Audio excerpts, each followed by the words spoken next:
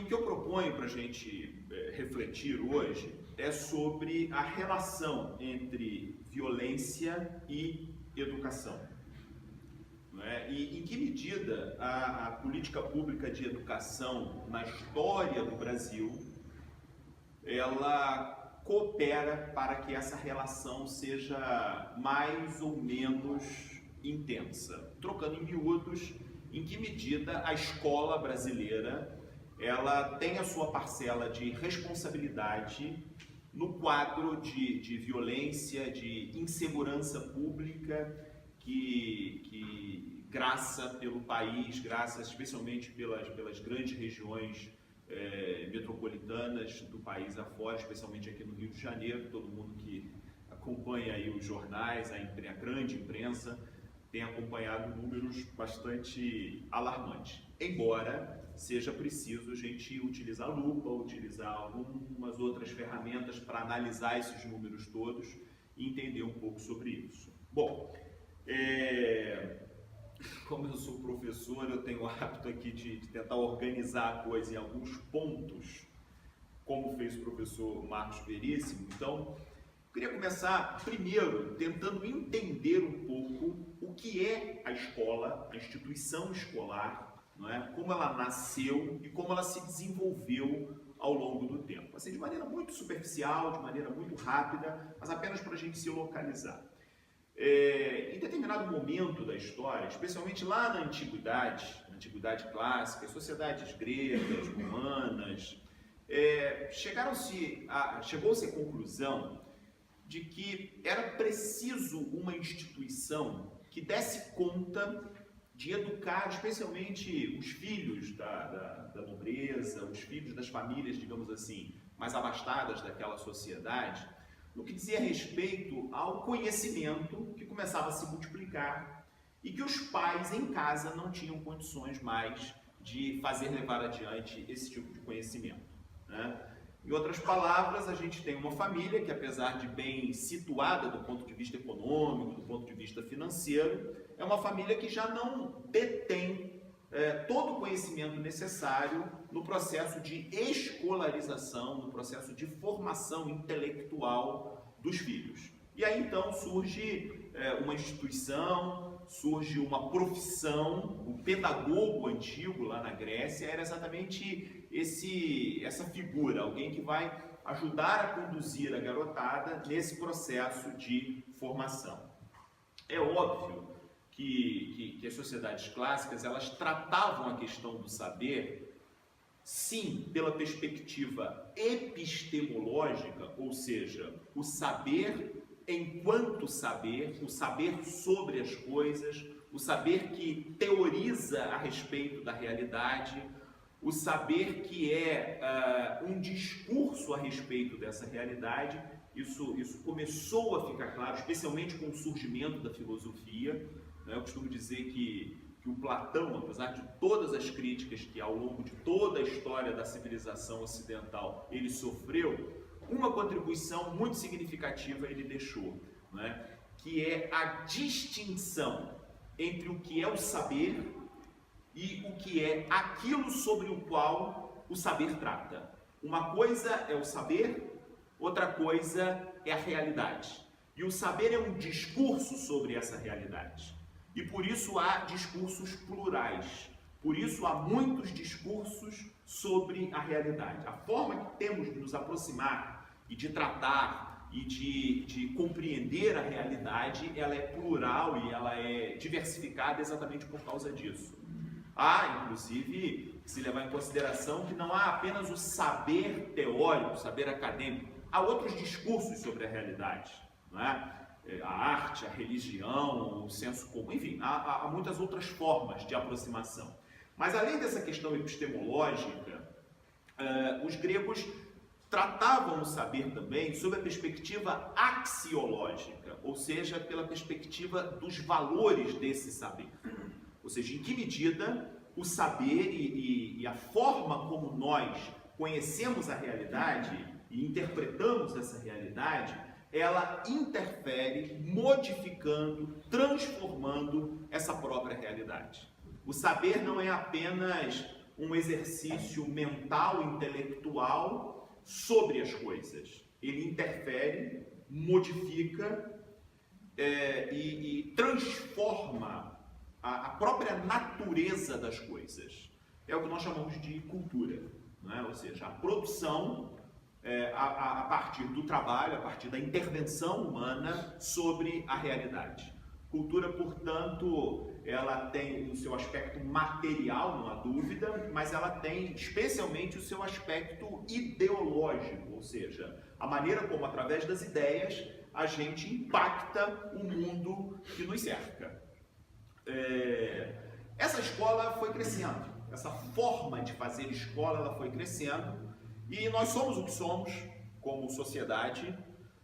Hoje, uma sociedade planetária, não há muitas distinções nesse quesito entre o Ocidente e o Oriente. Há, naturalmente, mais ou menos desenvolvimento tecnológico, econômico entre sociedades por razões históricas, razões econômicas, razões civilizatórias, mas o mundo do século XX, do século XXI, ele é resultado da escola e da forma de fazer educação que nós construímos.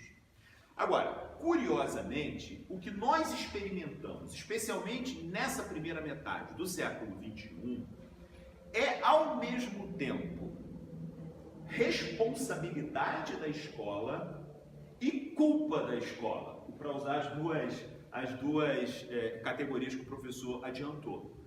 Porque se é verdade que hoje nós transplantamos fígado, se é verdade que hoje a gente é capaz de enviar uma sonda espacial que levou algumas décadas para chegar lá onde foi que chegou agora no planeta dos anéis, lá de Saturno, me parece que a sonda caiu lá, Plutão passou, inclusive, né? Enfim, a gente é capaz de colocar satélite em órbita das luas de não sei da onde, a gente é capaz de, com nanotecnologia, produzir medicamentos, intervenções no corpo humano fantásticas.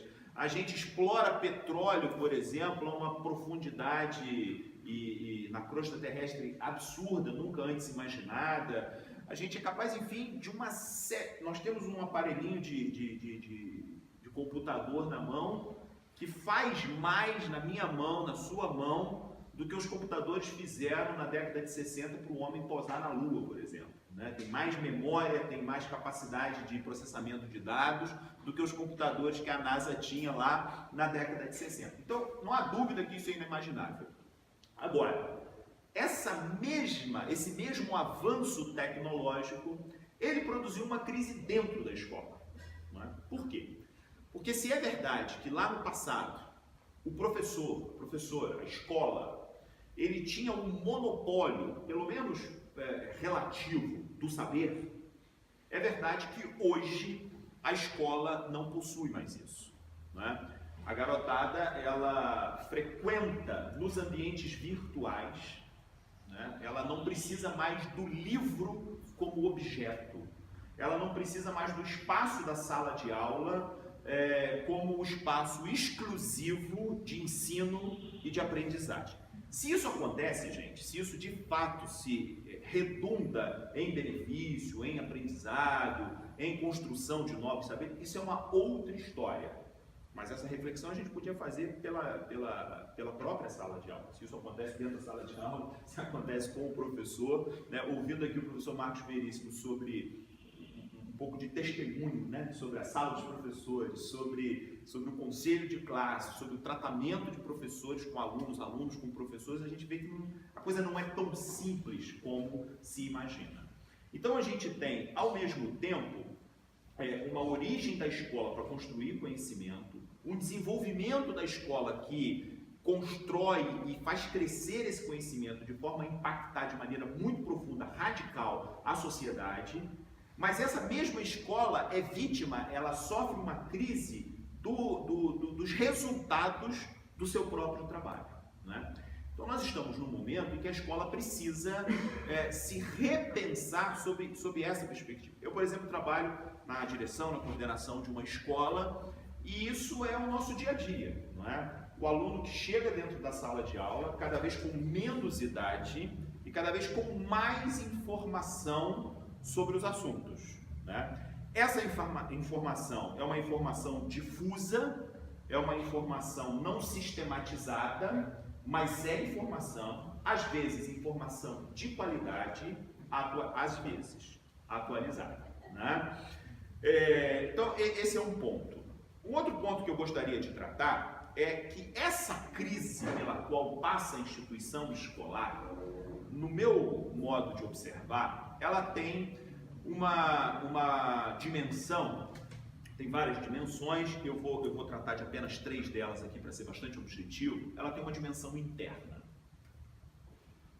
Não é possível que profissionais da área de educação, como da área de segurança pública, não é diferente o quadro, né, recebam os salários que recebam. E se espere desses profissionais o tipo de trabalho que a sociedade demanda desses profissionais, né? Não se trata de colocar a responsabilidade ou a causa de todos os problemas no contra-cheque das pessoas. Não se trata disso. Mas sem tratar dessa questão, a gente também não avança na forma de superar esse estado de coisas. No Brasil, na última década, 1 milhão de pessoas deixaram a sala de aula. Em contrapartida, os alunos egressos do ensino médio, aqueles que conseguem terminar o ensino médio, porque os números são aviltantes, daquele que começou o primeiro ano do ensino fundamental e aquele que 12 anos depois termina a terceira série do ensino médio, os números são absurdos, não é? De um contingente de 100 pessoas, menos de 25 concluem, né? Isso no Brasil de 2017. E desses poucos que concluem, um número cada vez maior, pasmem os senhores e as senhoras, procuram o magistério como profissão. Essa conta não fecha.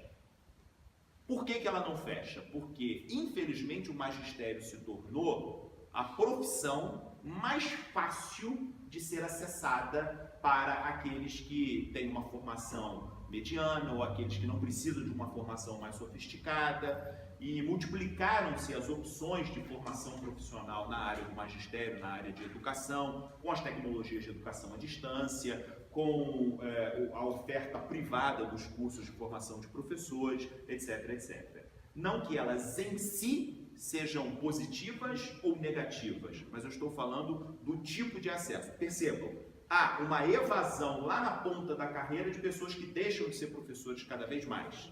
Mas a entrada é cada vez mais grande. O que se percebe essa é uma ocupação de passagem na vida profissional dos indivíduos, até que se encontre alguma coisa melhor. Eu acredito, posso estar falando uma grande bobagem, me perdoem se eu estiver falando, que com algumas carreiras da segurança pública não seja diferente. Entende? Isso, naturalmente, fragiliza, não a categoria do ponto de vista sindical apenas, mas fragiliza as categorias do ponto de vista, me permita, professor, antropológico, ou seja, a forma como esses grupos atuam na sociedade e qual é o seu impacto de transformação e de relevância, digamos assim, nessas sociedades. Então, eu acho que tem essa questão: má formação, maus salários, condições absolutamente inóspitas de trabalho, não é? A rede municipal de educação em Nova Friburgo, nós estamos no dia 23 de setembro e não tem papel higiênico nas redes, nas escolas, né? Então, esse é um retrato, digamos assim, do que a gente tem como ambiente de trabalho, né? Segundo lugar, eu acho que tem uma dimensão externa nessa crise, óbvio que tem. E o Brasil fez uma escolha muito clara ao longo da sua história. O Brasil escolheu educar uma determinada parcela da sua população. O Darcy Ribeiro tem uma frase muito famosa que ele dizia assim: a crise na educação no Brasil não é uma crise, é um projeto. Né? Nós temos como sociedade, assim como a polícia instalou-se aqui no século XIX, para salvaguardar os interesses e a segurança de um determinado grupo no topo da pirâmide social, foi para exatamente esse mesmo grupo que as instituições escolares foram pensadas.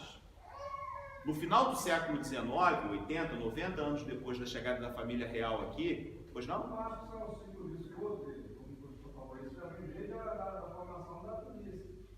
Então, 200 anos depois, continua o mesmo ciclo. Sim, exatamente. E o mais curioso, como é seu nome? 200 anos, é. Como é seu nome? Elenilson. E o mais interessante é o seguinte, é que, eu vou fazer aqui um parêntese, pegando uma carona na sua fala, que é o seguinte, tanto professores quanto policiais, eles não pertencem a esse topo da pirâmide.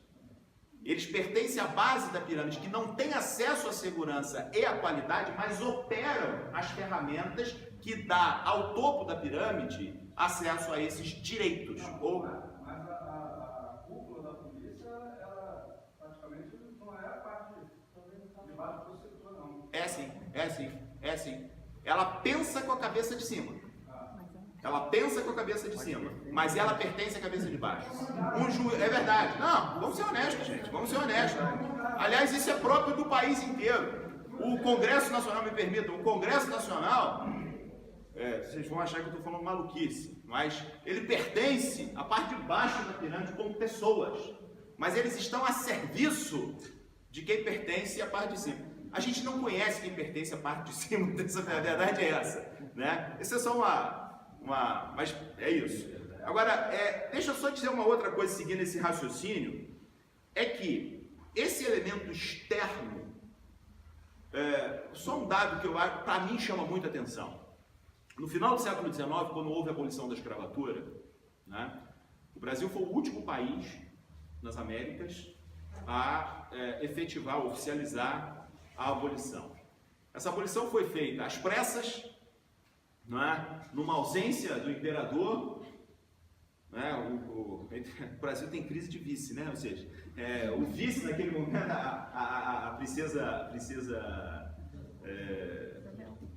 Isabel, estou com a princesa Isaura na cabeça, que foi da escrava Isaura, a princesa Isabel, ela assina por uma pressão, não é? Especialmente da Inglaterra.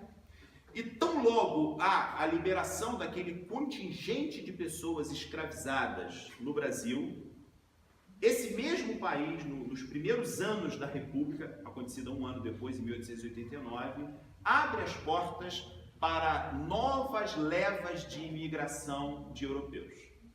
E aí vem uma segunda leva de portugueses, espanhóis, italianos, alemães,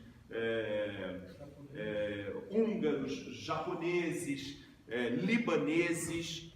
Nova Friburgo, por exemplo, é uma cidade que tem na sua história, esquece os suíços que vieram lá no iníciozinho do século XIX, que isso é um outro capítulo, mas a turma que vem depois é exatamente isso. Nós tivemos em Friburgo o maior proprietário de escravos do Brasil no século XIX, que foi o Barão de Nova Friburgo. Estima-se que ao longo do século XIX, Nova Friburgo tivesse mais da metade da sua população de pessoas negras. A cidade não se reconhece como tal, e nós colocamos para debaixo do tapete esse capítulo da nossa história, não apenas em Friburgo, mas no país como um todo, e privilegiamos o trabalho, o emprego, a renda, a educação para as novas levas de imigrantes. Por exemplo, quem faz estudos na área de educação percebe que na virada do século XIX para o século XX, nós tínhamos, olha que coisa curiosa, muitas professoras negras.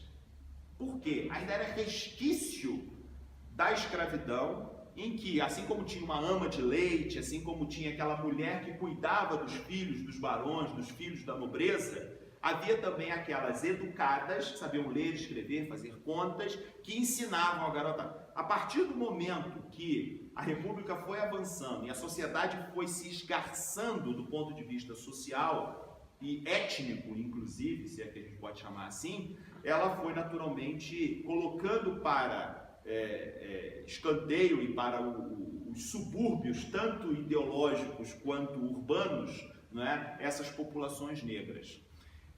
As fotografias, por exemplo, no Instituto de Educação do Rio de Janeiro mostram as primeiras turmas com as professoras ainda negras. E depois, tanto as turmas quanto as professoras vão embranquecendo com o passar do tempo. Eu entrei até nessa questão, não era o caso, mas nós temos uma sociedade civil e uma classe política absolutamente perdida no que diz respeito à educação. Por quê? Porque nós temos determinados interesses para educar uma determinada parcela dessa população. Só para a gente ter um número que eu acho que ajuda a gente a entender, eu gosto dos números como sustentação, digamos assim, de determinados discursos, embora com os números a gente faça o que a gente bem queira, né? Nós temos de um orçamento público brasileiro de 100% dos impostos, taxas, etc., arrecadados no país, que não são poucos, que não é pouco, nós temos 4%, quando muito, dedicado à educação. Nós temos em torno de 3 ponto alguma coisa para a área de segurança pública, 3 ponto alguma coisa para a área de saúde. Oi? O que desviado é 80. Então se é 80 cai para 0 ponto, né? E nós temos em torno de 40, dependendo do ano, de 40 a 45% desse mesmo orçamento destinado a pagamento de juros de uma dívida pública que nunca foi auditada. Ou seja, fica claro por esses números que nós temos um país que fez uma determinada preferência de remunerar o capital, etc., e muito pouco de investir nessa sociedade para emancipação, um projeto de civilização, etc., né? Nós temos, por exemplo, no país, só para ilustrar um pouco isso, que eu acho que vale a pena, por que a Inglaterra, no século XVIII, fez a primeira Revolução Industrial? Porque havia na Inglaterra abundância de energia. Né? Os geólogos lá, os primeiros caras, começaram a entender o que era o carvão, como é que funcionava, só que o carvão era muito incerto. Você cavava, achava carvão, dali a pouco desaparecia. E eles começaram a monitorar o terreno inglês e descobriram que não havia fontes seguras de carvão durante muito tempo. Então começaram a investir nisso e a Inglaterra explodiu com todos os problemas sociais, inclusive decorrentes disso, do processo de rápida industrialização, exclusão social, trabalho praticamente análogo à escravidão, etc., mas a Inglaterra explodiu como uma grande potência do século XVIII. No final do século XIX, acontece um fenômeno semelhante na segunda revolução com os Estados Unidos, com a descoberta do petróleo. Né? Não sei se tem alguém aqui da área de geografia, geologia, mas eu acho particularmente que a economia desses últimos 300 anos se deve ao trabalho de geógrafos, geólogos, em certo sentido, por causa disso. Descobrem o petróleo, né? E conseguem desenvolver tecnologia para exploração de petróleo, indústria automobilística, etc. O Brasil nunca teve isso. Até o final do século XIX, o Brasil era uma grande fazenda. Não é? Qual era a força de trabalho do Brasil? Além do braço escravo, nós tínhamos a roda d'água, nós tínhamos o moinho de vento, né? Ou seja, basicamente a tração animal. Era assim que a gente funcionava, uma grande fazenda medieval. Nós tivemos, nos anos 2000, portanto, na entrada do século XXI, a descoberta da maior reserva de petróleo nova, recentemente descoberta, há outras maiores, especialmente no Oriente Médio, na Venezuela, né? Da maior reserva de petróleo recém-descoberta e com uma previsão de 50, 60 anos de exploração, que é o pré-sal. Conclusão da história, tão logo nós conseguimos descobrir isso, e tão logo a gente conseguiu avançar na tecnologia, porque não se engane, tecnologia não se pesquisa e não se constrói com dinheiro privado, é dinheiro público, o mundo inteiro que sempre desenvolveu tecnologia. Depois a iniciativa privada toma essa tecnologia, desenvolve e faz dinheiro com ela, mas o investimento que não tem retorno imediato, são os estados que fizeram. Foi a Inglaterra, foi a Alemanha, foi os Estados Unidos, foi o Brasil através da exploração, por exemplo, do pré-sal. Tão logo a gente conseguiu dominar isso, hoje metade da produção da Petrobras, que está aumentando cada vez mais, é proveniente do pré-sal. Tem essa confusão política no país, e qual é a solução da confusão política no país? Vende a Petrobras. Né? Ou seja, quando nós temos a chance, né, de nos colocarmos como um player importante no cenário internacional, não é? Afinal de contas, nós temos um mercado interno absurdo, 200 e tantas milhões de pessoas. Nós temos riquezas naturais comparativamente entre as maiores do planeta, fauna, flora, água, recursos minerais, etc, etc, não explorados ainda, bastante volumosos. Ou seja, nós temos um projeto de país que é exatamente um projeto de exploração e de dilapidação. Não sei se o que eu vou dizer aqui faz algum sentido, mas eu tenho pensado, nós somos, qual é a nossa nacionalidade? Brasileiro. Você já pensou nessa palavra? Brasileiro. O camarada que nasce no Japão é o quê? Japonês, norueguês, francês. O cara que nasce americano, venezuelano, angolano. Eiro é sufixo de profissão. Engenheiro, jardineiro, coveiro. Já pensaram nisso? Não é? Mas isso não tem nada a ver. Tem a ver. Qual é a outra nação? Porque na verdade nós éramos portugueses. A profissão do português que vinha aqui explorar pau-brasil era brasileiro. Isso aqui para ele nada mais era do que um grande paiol natural que ele vinha aqui, cortava, enchia a embarcação e voltava para lá. O quanto ele pudesse dilapidar isso aqui, ele dilapidava. E nós temos no nosso DNA cultural, civilizatório, essa marca. A gente se relaciona com o Estado, porque é um Estado que dilapida a população, a gente se relaciona com esse Estado querendo passar o Estado para trás. Então a gente só nega um imposto, a gente dá um dinheirinho aqui, a gente percebe por quê? Porque a relação da sociedade com o Estado não é uma... Essas relações, Estado e sociedade, no mundo inteiro, são relações que possuem conflitos, mas são relações que conseguem superar esses conflitos em nome de uma homogeneidade social. Imagine que a Alemanha passou por uma guerra que destruiu completamente a nação há 70 anos e a Alemanha está hoje entre as 3 grandes potências econômicas, culturais, sociais do planeta, com uma população 20 vezes menor do que a segunda ou a primeira potência, que é a China, né? O que mostra que essa sociedade conseguiu superar essas dificuldades da relação entre sociedade e Estado, coisa que o Brasil não conseguiu fazer ainda decentemente. Nós não temos um projeto de sociedade. E nesse sentido, a escola brasileira ela é um aparelho desse Estado para a perpetuação desse estado de coisas na sociedade. A violência na escola, ela precisa ser pensada também sob a perspectiva interna e externa, porque ela não é apenas uma violência na escola, ela tem uma dimensão de ser a violência da escola também. Essa é uma reflexão que a gente precisa fazer, eu preciso fazer como profissional de educação, né? Em que medida a escola participa de atos, digamos, de violência? Porque se eu entendo apenas o vandalismo como violência, se eu entendo apenas o crime ostensivo como violência, eu restringo a violência e me esqueço que esses aspectos, a arma na mão, a pichação no muro, o furto, etc, etc, eles são muito mais consequência do que propriamente a causa da violência na sociedade, né? Eu elenquei aqui alguns pontos, a questão da competição, né? E eu já explico por que eu falei de a relação entre competição e exclusão nas escolas.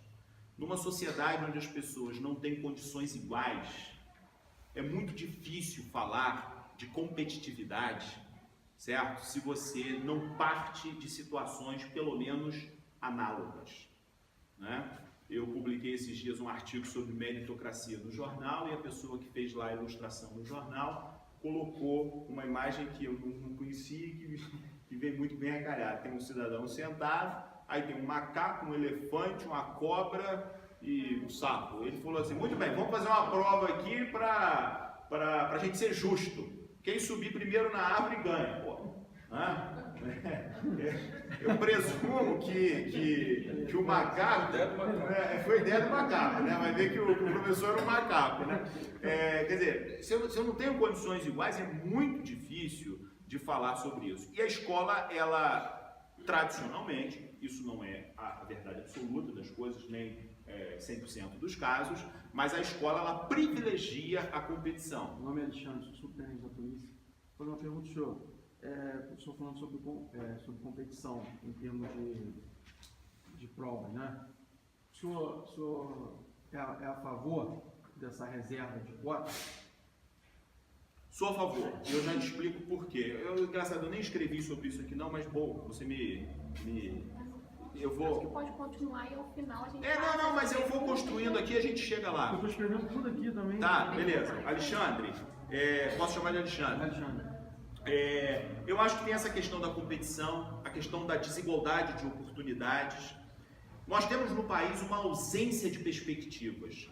Quanto jovem que foi lá para o grupamento de paraquedistas lá do Exército, presumo, né?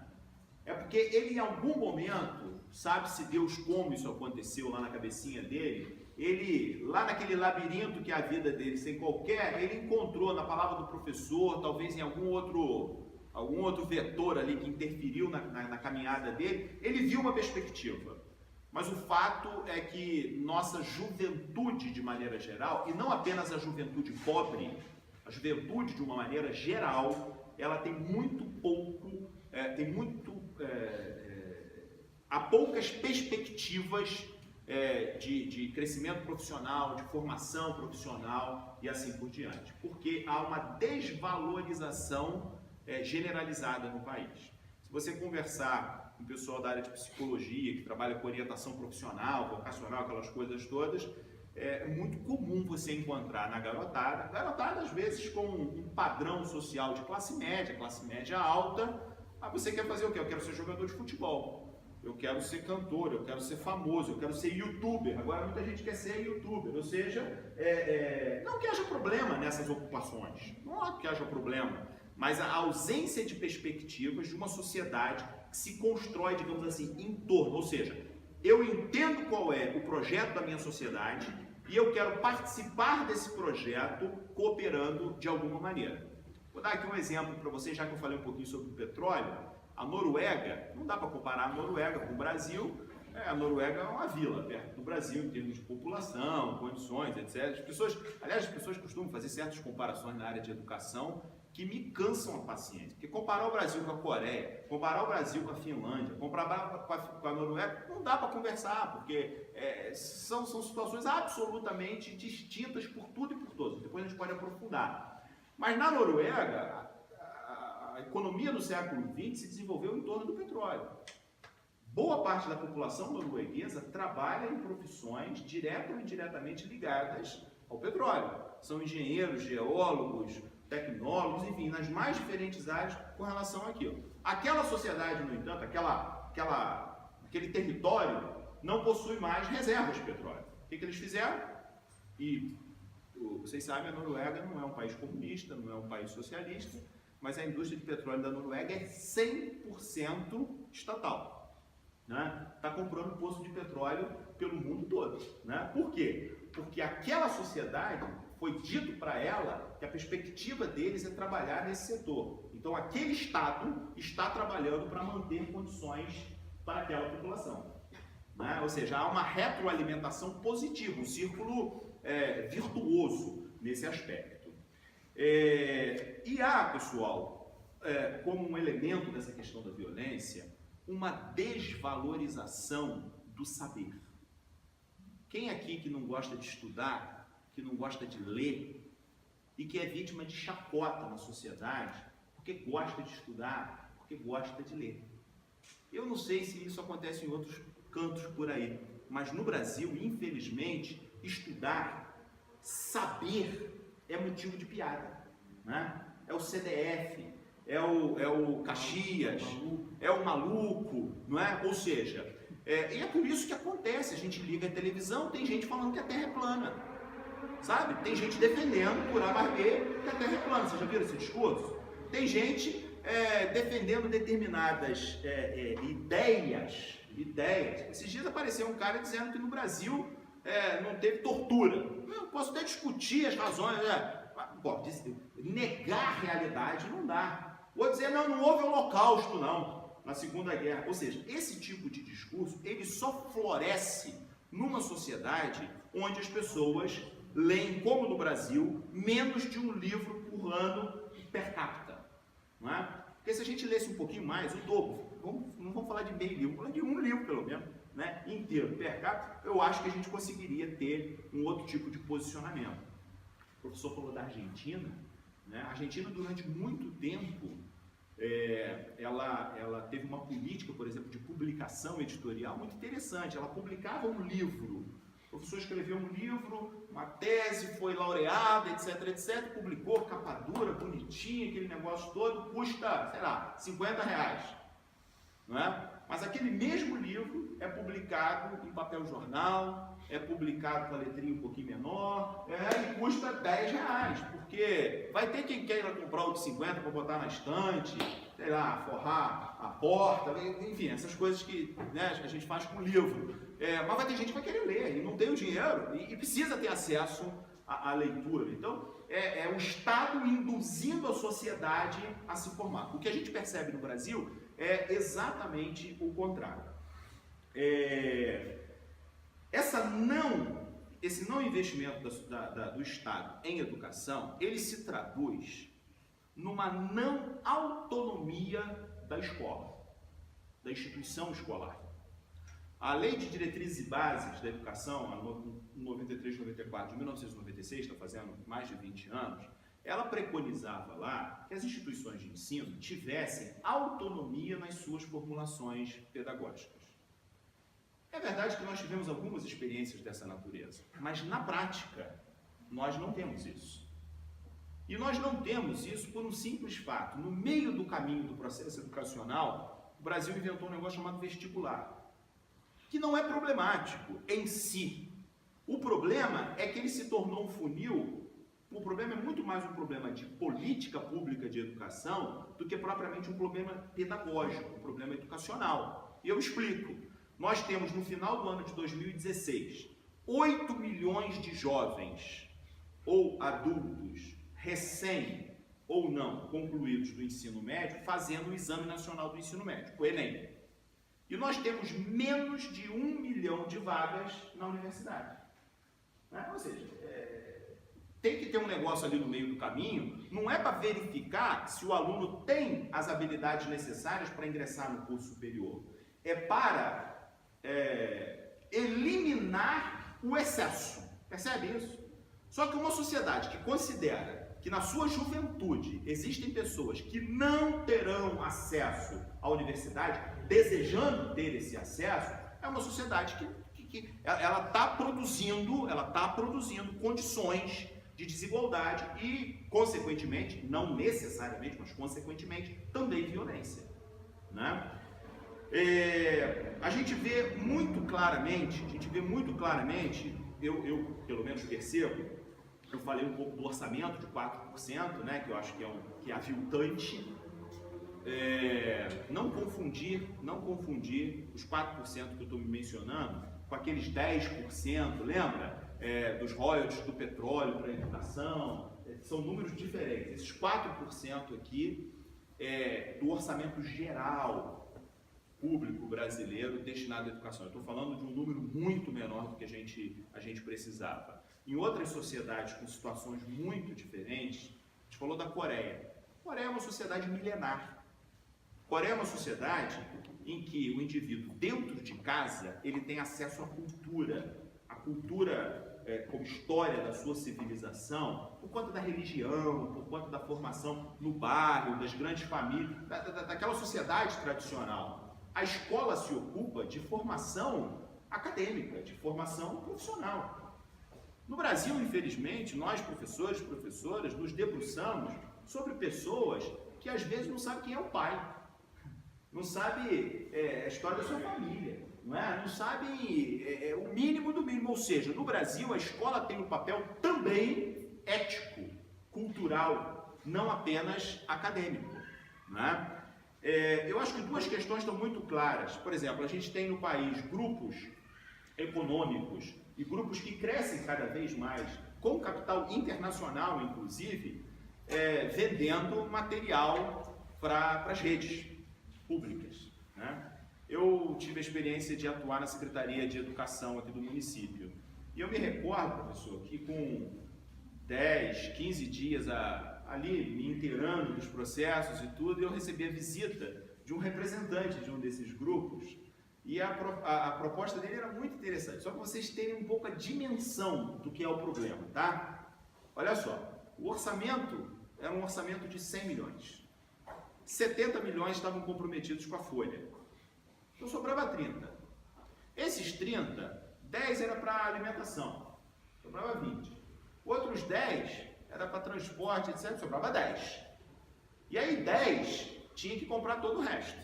Lápis, caneta, papel, certo? Roupa, etc. Era 10. Então eu trabalhava com 10. Aqui era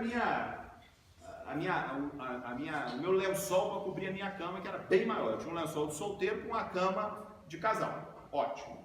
Ele veio e me propõe o seguinte: não, o senhor vai comprar um material maravilhoso para a rede. Porque tem acesso à internet, a capa é dura, o desenho é colorido, o livro veio com papel de não sei da onde. Era uma maravilha. Custava 16 milhões. Eu falei, não tem a menor condição. Ele falou, não, mas nós fazemos o financiamento, né? Então o senhor se compromete a comprar o material durante 10 anos e a gente faz uma linha de financiamento público de 30 anos. Entenderam onde que nasceu? Como é que nasce e como é que se retroalimenta a dívida pública brasileira, né? E convenhamos, isso não é de hoje, isso acontece desde que o mundo é mundo, né? E a qualidade não necessariamente interfere. E aí nós temos Instituto Ayrton Senna, a Fundação Roberto Marinho, não sei o quê, são os grandes grupos que se locupletam do dinheiro público sem necessariamente cooperar com o crescimento dessa sociedade. Eu já vou me encaminhando aqui para concluir. A escola brasileira, ela não cumpre o seu papel, que é de formar os indivíduos, né, para a autonomia. Nós fizemos essa escolha. A reforma do ensino médio, que está sendo proposta atualmente no Congresso Federal, ela retoma uma ideia lá da época da ditadura, que é o do curso técnico, no meio do caminho, que sabidamente não funcionou. Por quê? Essas pessoas tiveram uma formação, os números mostram isso. Você pode ter episódios de pessoas que tiveram sucesso aqui e ali, mas na média, nós não produzimos tecnologia, nós reproduzimos habilidade de utilização de tecnologia que não nos pertence. Essa é a grande questão. O Brasil precisa usar o gênio lá que fez a pesquisa da fila do refeitório, né, para produzir tecnologia que nos pertença como sociedade e não simplesmente reproduzir. Olha, nós temos aqui uma das maiores indústrias no Brasil, a Embraer, uma das maiores empresas no Brasil, a Embraer. A Embraer fabrica avião para o planeta inteiro, mas a Embraer faz asa, faz trem de pouso, faz cockpit, faz tudo. Só que a Embraer não faz um avião levantar o voo, que a turbina ou é americana da GE ou é inglesa da Rolls-Royce. Entende? E a Rolls-Royce, país capitalista, aberto, não tem nada de comunismo lá, não entrega os segredos de tecnologia para ninguém. A GE, a mesma coisa. E um detalhe, quando a GE quebrou lá nos Estados Unidos, o governo americano foi lá e botou dinheiro e falou assim, não, essa empresa pertence a esse Estado, né? Ou seja, há um projeto de nação. Todos os óbitos, com todos os problemas que aquela sociedade tem, eu acho até que é o contrário, na verdade, o Estado está mais a serviço dessas grandes coisas do que o contrário lá. Mas existe essa simbiose, tá? Ao contrário, a escola responde apenas pelo saber, quando muito. Alguém falou aqui, acho que foi o professor, sobre a distinção entre escola pública e escola privada. Eu atuo nas duas. E eu vou dizer para vocês o seguinte, a grande diferença, além da questão operacional, da questão de infraestrutura, eventualmente, atuo também, Érica atuou durante muito tempo, no Conselho de Educação. Tem muita creche privada muito pior do que creche pública. Não se engane, tá? Mas o que muda basicamente, eu estou falando do fundamental e do médio, não é a escola em si, é o ponto de partida do aluno. Já há estudos sobre isso. A escola, o livro, o professor, no fundo, quase é a mesma coisa. O que muda é o que ele tem em casa, sabe? Que é uma família minimamente organizada, alguém que lê um livro, que assiste um filme, que vai a um teatro, eventualmente, que frequenta um ambiente que dá para ele uma autonomia cultural, acadêmica, escolar, um pouco melhorada. Então ele parte na corrida na frente. Né? Mas ainda assim essa escola não trabalha, não consegue trabalhar, porque ela não tem também a parceria da família, a questão ética de maneira consistente. Eu vou contar 2 casos rápidos. Esses dias eu estava no pátio da escola e encontrei um menino que é um gênio da matemática, literalmente um gênio. Eu acho que algum dia a gente vai ouvir falar desse menino aí, com a matemática. E ele estava lá com o coleguinha dele, ele tem 10 aninhos, estava lá com o coleguinha dele batendo para o ímpar, porque eles estavam lá disputando as figurinhas. E aí o menino disse para ele assim, vamos bater para o ímpar então aqui, beleza. Ele falou assim, mas ao invés de somar, vamos multiplicar. Eu fiquei pensando, sou meio lento com matemática, fiquei pensando, porra. Ele falou assim, eu quero par. Ele falou, eu quero par. O menino, tá bom. O menino achou ótimo aquilo. Sempre vai dar par. Sabe, porque multiplicou, vai dar par. Não tem jeito. Ou seja, o menino, olha só, o menino é um gênio, concorda comigo? Mas é um bandido. Olha só, percebe? Volta lá nos gregos. Epistemologicamente, ele é um legal, mas axiologicamente, do ponto de vista ético. Aí eu falei, peraí, cara, olha só. Não, mas ele aceitou. Eu falei, não, eu sou professor na faculdade de Direito. Isso é um contrato draconiano, pô. Você vai sempre ganhar, não tem jeito, né? Tem um outro episódio, o menino que entrou lá a escola tem lá um computador, né? O professor lança nota, né, no computador. O professor falou aqui do diário, não muda nada, é o outro inferno na vida da gente, né? Porque a internet não funciona, aí você salva, aquela porcaria some, enfim. Você é professora? Não, eu trabalho com educação, mas não sou professora. Pois é. Sabe como é que é essa labuta? Então, aí tô lá, ele lançou. Aí o professor chegou para mim e falou assim, ô Ricardo, olha só, esse aluno aqui, rapaz, essa nota dele tá errada, esse sistema tá com defeito. Eu falei, não, o sistema pode apagar a nota, mas inventar ele não inventa não. Aí fomos pesquisar, o pessoal lá da TI começou a investigar, conclusão, fraude. Os meninos conseguiram a senha, entraram, modificaram as notas, acho que houve até um tráfico ali de nota, porque eles devem ter vendido nota, aquele negócio todo. Será que vai descobrir a senha, professor? Um professor não deu, não? Será que eles hackearam mesmo? Não, ele descobriu a senha porque depois ele confessou. Sem tortura, ele confessou por trás, ou pelo menos física, né? Ele por trás assim, ele viu a professora digitando lá a senha, o nome dela era Maria e a senha era Maria, né? Mas aí observe, chamamos a família, olha só, não dá, né? Então, aquelas coisas de escola, né? Não pode, muda a nota, suspende, ele faz aquelas coisas, né? Ok. Terminamos. Um mês depois ele fez a mesma coisa de novo. Mas a senha já não era Maria mais, a senha acho que já era José. Mas enfim, ele hackeou, ele fez qualquer coisa lá, mudou a nota. Nós chamamos a família e falou, olha, não dá para continuar na escola, né? Não dá para continuar. Sabe o que a família me disse? A senha era muito fácil.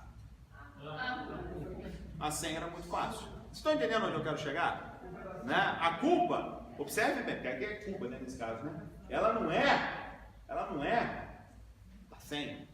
Aquilo não era para ter senha. Eu falei com ele assim, a senha é para um cara de fora não vir aqui apagar a tua nota, de maldade. Para você não tinha que ter senha. Porque quando vocês todos estudamos, tinha um diário lá na estante, eu não tinha o direito de pegar, né? Quantas vezes eu vi a bolsa da professora aberta em cima da mesa e eu nunca enfiei a mão lá dentro para pegar dinheiro. É a mesma coisa, literalmente a mesma coisa, né? É uma escola que infelizmente tem uma dificuldade na construção do ser ético, né?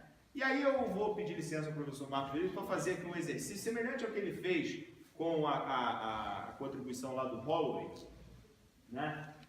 A coisa da ideia, da instituição, da ação e dos resultados, né? Eu acho que nós temos uma ideia com relação à educação no Brasil. Educação, todo mundo fala isso, né? Tem que investir em educação, porque a gente pensa em educação como sucesso profissional. Esse é um pensamento de quem? De quem tem uma família modestamente organizada, de quem tem algum tipo de perspectiva na vida e que vai estudar para chegar em algum ponto. Mas não nos enganemos, acho que todos aqui temos essa experiência. Especialmente quem trabalha com segurança, o policial que está lá na rua no dia a dia, que pega o menino lá correndo na rua, que é o aviãozinho lá atrás. Esse menino não tem perspectiva. Estou dizendo que justifica o que ele faz, o que ele deixa de fazer e que ele está determinado a funcionar daquela forma. Não é isso, mas é a questão da perspectiva. A ideia da educação no Brasil é do sucesso profissional. Qual é a instituição que vai intermediar e que vai oportunizar acesso a isso? A escola. A escola através de quê? Através do vestibular. E aí nós temos uma educação no Brasil, infelizmente, focada no vestibular. Olha, tudo para a boa escola é a escola que aprova no vestibular. Aquele vestibular que é o tal do funil, que é muito menos pedagógico e muito mais eliminatório. E aí entra a questão da cota, sabe, Alexandre? Por quê? Porque a universidade pública, a UERJ, está lá em crise há 4 anos. Pelo menos, essa crise mais radical, né? Mas agora a CAPES mostrou lá que os programas de pós-graduação da UERJ estão lá com o nível 5, com o nível 6, entre os melhores, entre os 10 melhores do país. Porque a universidade pública, a despeito de todos os problemas internos e externos, ela é a melhor universidade brasileira. Só que acessa a universidade brasileira, majoritariamente, o aluno egresso da escola particular, né? E majoritariamente o aluno pobre da escola pública, numa sociedade de 56% de pretos e pardos, que compõem os negros, não é isso? É uma sociedade majoritariamente de negros, por essa razão. A instituição... Professor, mas quando você... A cota não passa a ser injusta. Quando você inclui ela etnicamente para negros, você não está incluindo negros ricos, excluindo brancos pobres. Ela é seletiva. Por isso, E não como tá toda errado. seletiva está errada. por isso que eu Tá errado. Obrigado, professor. Ela está Eu errada. também acho que teria que Mas ser se eu, se cota. tivesse a caneta, eu reproduziria esse erro. Mas o senhor teve a caneta aqui no município. Não, mas O que eu que o senhor não posso fazer isso. Aqui não tem vestibular, Não, não tem eu acesso. sei, mas eu estou falando com relação só à cota. Eu estou falando com relação a tudo. A seletividade... Quem é seu nome? Desculpa.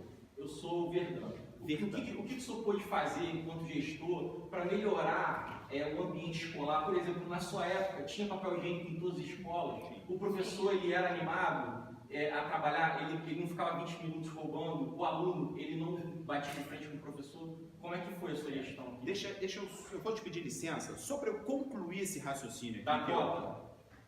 Não. Só concluir esse raciocínio aqui e eu volto na questão da cota e nessa questão. Prometo para você, termino. A ideia do sucesso profissional. A instituição é a escola, que foi feita para fazer isso, apenas isso, né? A ação é a aula, igual a gente está tendo aqui, vocês cansados de manhã, com sono, e eu aqui, blá, blá, blá, blá, blá, a vida inteira, entendeu? É a prova, né? É a reprovação, é o mérito, porque é complicado, você está falando de política pública. Eu tive muita diretora de escola que eu chegava lá, falava, professora, como é que está aí, não sei o quê. Pouquíssimas vezes uma professora fez, uma diretora de escola, um diretor de escola fez reclamação comigo de natureza pedagógica. Quem fez reclamação de natureza pedagógica foram aquelas escolas públicas, eram escolas públicas, que estavam em lugares minimamente organizados. No centro de Olaria, no centro do Cônego, sabe? Na subida das Browns, nessas comunidades havia reclamação e discussão de natureza pedagógica. Mas lá no coração do Cordoeira, do Lazareto, do Alto do Floresta, do Rui Sanglar, e de outros cantos, a reclamação era, eles não comem em casa. Eu posso abrir a escola no sábado, ou eles só ficarem um dia sem comer? Que é o domingo. Entende? Então é difícil falar de reprovação, de mérito, de passar no vestibular, numa rede com 20 mil estudantes, que é o caso da Rede Nova Friburgo, e que, sei lá, pelo menos metade tem dificuldade econômica, financeira, melhor dizendo, radical. Conclusão, qual é o resultado? Evasão escolar. Esse menino sai da escola, ele repete uma vez, ele repete duas, ele repete três, ele vai embora. Entendeu? Ele vai para o subemprego, na melhor das oportunidades. Né?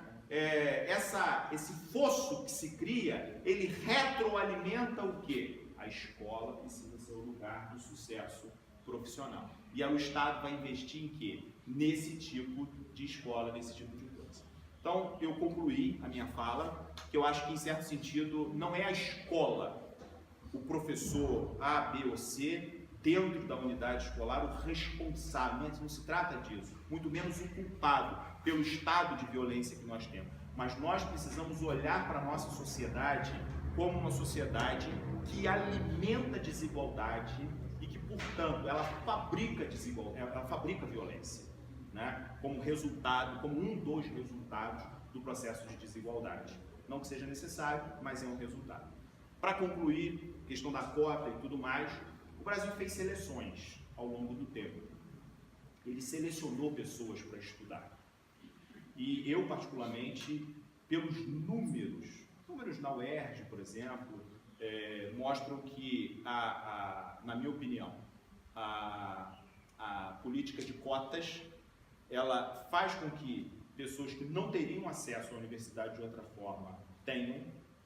Os resultados dessas pessoas, em termos de evasão, em termos de aproveitamento, em termos de nota, são iguais ou melhores do que a maioria, né? E democratizam uma parcela da população que sem isso não teria.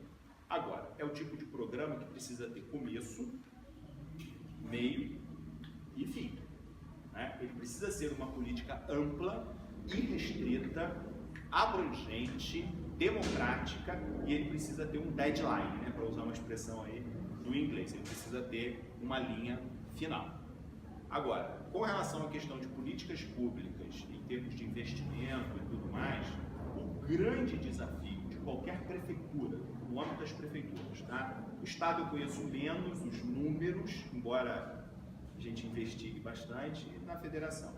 Os municípios se tornaram os arrecadadores de menos de 20% dos tributos do país, a União se tornou mais de 60%, 55%, 60%, mas a responsabilidade dos municípios em educação é muito maior do que de estados e de União, e essa conta não fecha. Se uma Secretaria de Educação, qualquer município brasileiro, fosse uma prefeitura, o gestor seria responsabilizado por crime de responsabilidade fiscal. Por quê? Porque a folha é sempre maior do que 50%, 54%. Né? E o mais trágico nisso tudo, Verdão, que além de ser mais de 70%, como é o caso de Nova Friburgo, o professor tem um salário base de 807. Né? Entendeu? Gasta-se muito investimento. Gasta-se muito. O município de Friburgo, o mínimo é 25% que ele tem que colocar de recurso próprio, né, do tesouro municipal. Há anos em que ele gasta 30%, que ele gasta 32%. Esse ano, se bobear, vai gastar 35%. Eu acredito, sabe por quê? Porque a arrecadação diminuiu vertiginosamente. Então o percentual vai ter que aumentar para poder cumprir lá no final. Então é difícil falar disso exatamente por essa razão. Quando a rede pública tem o papel higiênico, o papel ofício e a merenda na escola, ninguém vai reclamar.